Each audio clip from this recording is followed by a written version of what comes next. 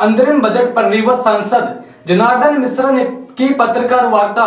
कहा दूर हुई बेरोजगारी, लोगों को मिला रोजगार। अंतरिम बजट 2023-2024 पेश होने के बाद रीवा सांसद जनार्दन मिश्रा अपने शासकीय आवास पर पत्रकारों से रूबरू हुए। इस दौरान सांसद जनार्दन मिश्रा ने कहा कि प्रधानमंत्री मोदी के नेतृत्व में देश सशक्त हुआ है। बेरोजगारी के सवाल पर सांसद जनार्दन मिश्रा ने कहा कि 25 लाख गरीब गरीबी रेखा से ऊपर उठे हैं, जिसका तात्पर्य है कि लोगों की आय बढ़ी है और रोजगार मिला है। लोगों की औसत आय 50% तक बढ़ी है। आइए आपको सुनाते हैं सांसद जनार्दन मिश्रा ने अंतिम बजट 2023-2024 के संबंध में क्या कहा है। सबसे पहले मैं आप सबका अपने निवास पर स्वागत करता हूं और आप सबको इस अंतरिम बजट जो केंद्र सरकार का प्रस्तुत हुआ है लोकसभा में, उसके संबंध में जानकारी के देने, अपनी बात रखने के लिए आपको यहाँ आमंत्रित किया है। मित्रों, यह बजट अंतरिम बजट प्रधानमंत्री नरेंद्र मोदी जी के विकसित भारत 47 के आगे बढ़ाता है। अगले 23 वर्षों के लिए दिशा निर्धारित करता है, जब भारत स्वतंत्रता की एक शताब्दी मनाएगा। यह बजट पिछले वर्ष के आधार पर बनाया गया है, जो मोदी सरकार के सबका साथ सबका विकास के आदर्श के अनुरूप गरीब, युवा, अन्नदाता और नारी को शामिल करता है। बजट में भारत की G20 की अध्यक्षता के वर्ष के दौरान मोदी सरकार द्वारा किए गए कार्यों को रेखांकित किया गया है। सार्वजनिक निवेश को प्रोत्साहित करने, धीरे धीरे पूंजीगत व्यय की वृद्धि और लक्षित सार्वजनिक सेवाएं प्रदान करने के लिए राजकोषीय समेकन का राजकोषीय घाटा विशेष रूप से 5.1% है का अनुमान है, जो पिछले वर्ष 5.9% था। और सरकार ये प्रयास कर रही है कि ये 4.9% से भी कम स्थिति में आ जाए। 0.72% थी। मोदी जी ने पूर्वोदय की जो पहल की उत्तरी पूर्वी राज्यों को स्पर्श कर शांति बहाली करने का, उसमें काफ़ी सफलता मिली है और इन राज्यों को 1,30,000 करोड़ रुपए दीर्घकालिक ब्याज मुक्त ऋण प्रदान किया गया है। 50 वर्षीय ब्याज मुक्त के 75,000 करोड़ रुपए भी आवंटित किए गए हैं। राज्य सरकारों को आध्यात्मिक पर्यटन सुविधाएं विकसित करने के लिए प्रोत्साहित किया जाएगा। लक्षद्वीप जैसे द्वीपों में पर्यटन को बढ़ावा मिलेगा। मित्रों, खेलो इंडिया कार्यक्रम के तहत मोदी जी ने सांसदों को भी खेल सांसद क्लब के माध्यम से खेलों को प्रोत्साहित करने का लक्ष्य दिया गया था।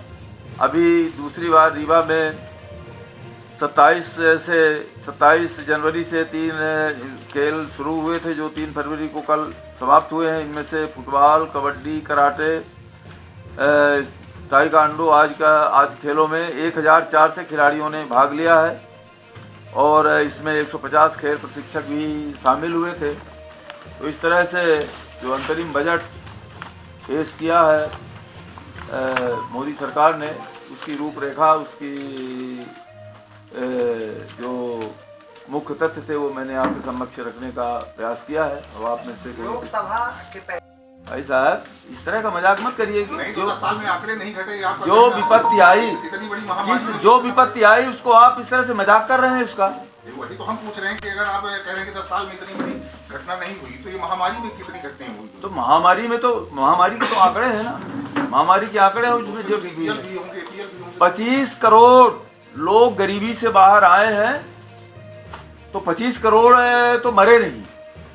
और इस तरह के प्रश्न को, इस तरह के इतने बड़े मुद्दे को आप इस तरह से एक विपत्ति को जोड़ रहे हैं, वो तो बहुत ही मतलब इस तरह का प्रश्न तो हमको नहीं लगता कि इस तरह से पूछना चाहिए।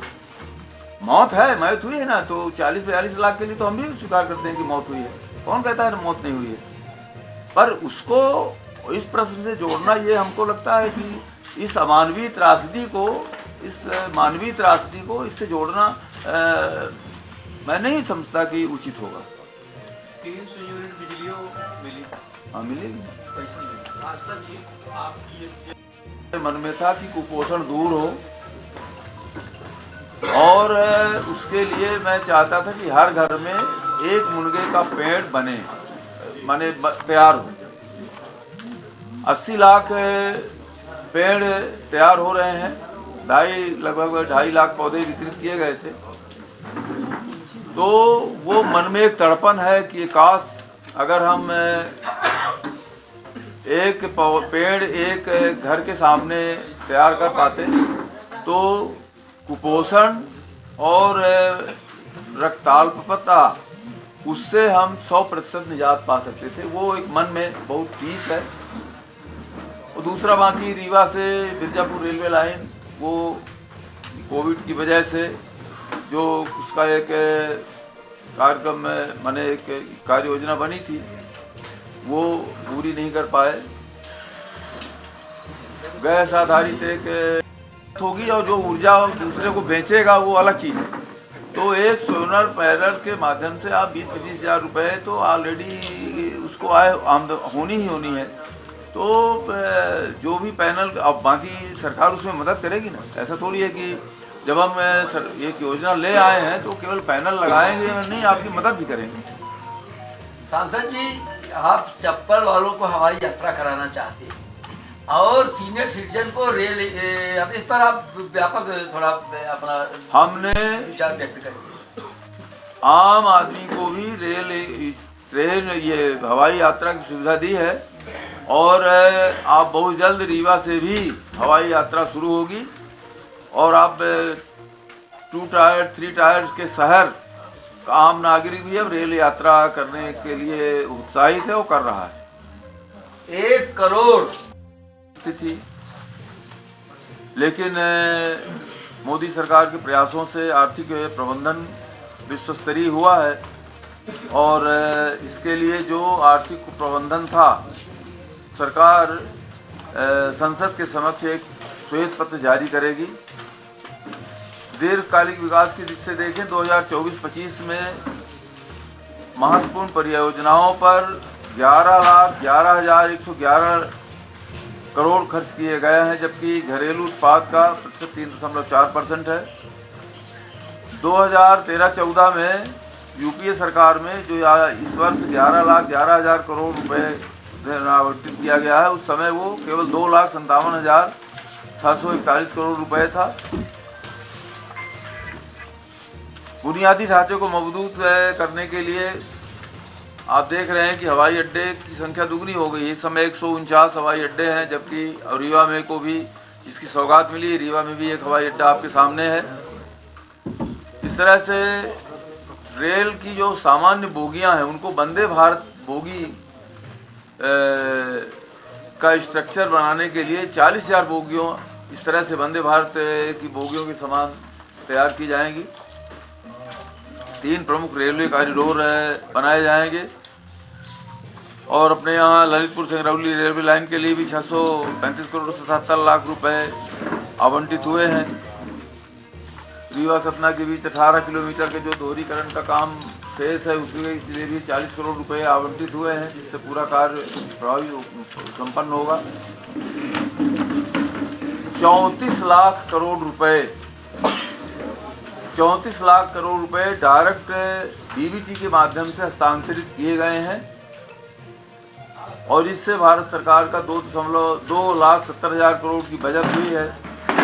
अब ये 34 लाख करोड़ के बारे में आप कह सकते हैं, जिस समय एक प्रधानमंत्री जी थे वो कहते थे कि हम 1 रुपये भेजते हैं 15 पैसे मिलता है। आज अब 100% वो पैसा मिल रहा है।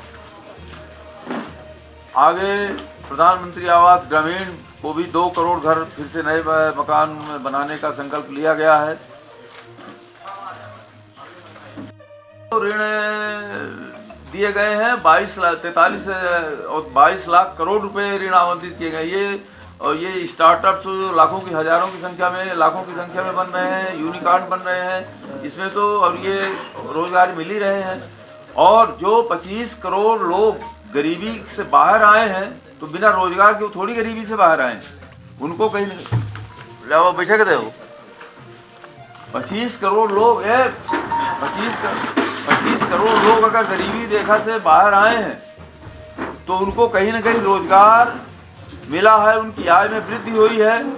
औसत आय में 50% की वृद्धि हुई है, तो बिना रोजगार के थोड़ी संभव है कि ये वृद्धि हुई हो। रोजगार दिया है तभी तो वृद्धि हुई है। ऐसा तो नहीं कि वो मर गए हो। बजट है और जिस तरह से किराए में किसी तरह की कोई वृद्धि नहीं की गई है और समग्र लागत है उससे बहुत कम दर पर रेलवे यात्रियों को सुविधाएं दे रहा है। और आप कल्पना करिए कि बस की यात्रा का किराया और रेल की यात्रा के किराए में कितना ज़मीन आसमान का फ़र्क। तो इस तरह से ये कहना कि यात्रियों को सुविधाएं नहीं दी जा रही हैं रेल यात्रा के संबंध में, तो रेल टिकट बहुत ही सस्ते दरों पर उपलब्ध कराए जा रहे हैं।